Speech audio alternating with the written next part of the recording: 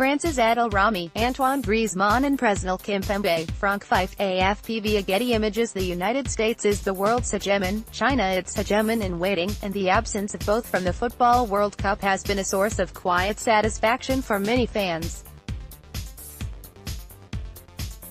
What we've had these last 3 weeks has been a healthy tussle between nations from the rest of the world, devoid of any big power posturing and with only the faintest traces of nationalist neurosis.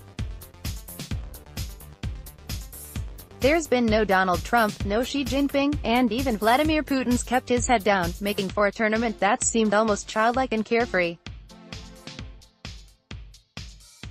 Put Russia to one side for the moment. With the exception of Serbia, now largely cured of its old vile habits, and Iran, there's no country playing in the tournament that can be said to pose a threat to anyone else's sovereignty. Argentina is unlikely ever to mug the Falklanders again, and it has to be said that Iran at the World Cup presents a likable face. The players are honest and upright, and play unflinching football. The mullahs hate the chemistry between the Iranian team and the Iranian population, and hate also the visible presence at every Iran game of members of the country's mullah-phobic diaspora, including many unveiled women in Western dress, their faces painted in Iran's colors, shouting and jumping as immodestly as everyone else. The team emboldens secular Iranians, and it was no coincidence that political protests occurred in Iran on the day before its game against Portugal. The World Cup offers us a measure of worth and excellence that is a refreshing escape from the brawn and egotism of realpolitik. The absence of the US and China, though, is beguiling. Of course there are other nations with heft, nations that like to throw their weight about. Germany has treated Greece like an unruly child, and lords it over Europe. France thinks it lords it over Europe, and sometimes forgets that it no longer has colonies in Africa. England, here's a synecdoche for Britain, offers the petulance of Brexit. And there's Russia, which should never have had this cup in the first place. But it's not a globally hegemonic Russia anymore, however much it may wish to be. So this is the alternative world of nations united by nothing else but football. The United States, for all its wealth and population, and even its recent history as a decent football nation, was denied a place at the Cup by Trinidad and Tobago. Obscure Panama, whose national sports are, in fact, baseball and boxing, qualified instead.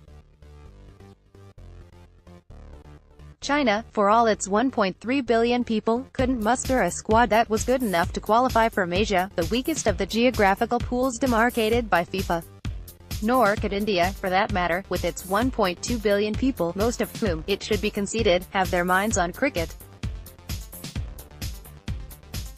In fact, of the 10 most populous nations on Earth, only Brazil, Russia, Nigeria and Mexico made it to the World Cup, Russia purely by virtue of its status as host.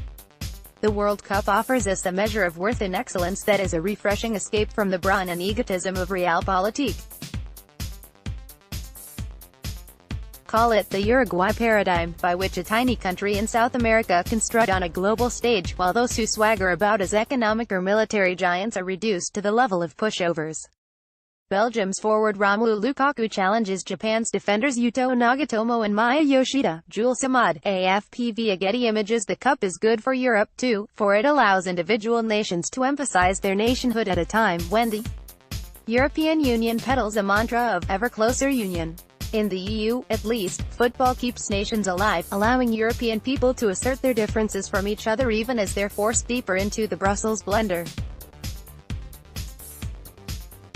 You'll never have a European superstate as long as there's a Football World Cup.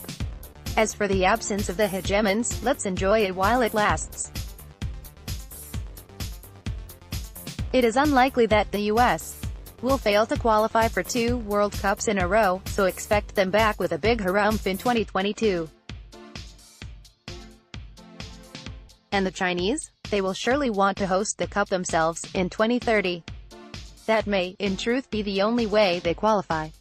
Tunku Varadarajan, a contributing editor at Politico, is a fellow at Stanford University's Hoover Institution. He helms the linesman. View comments.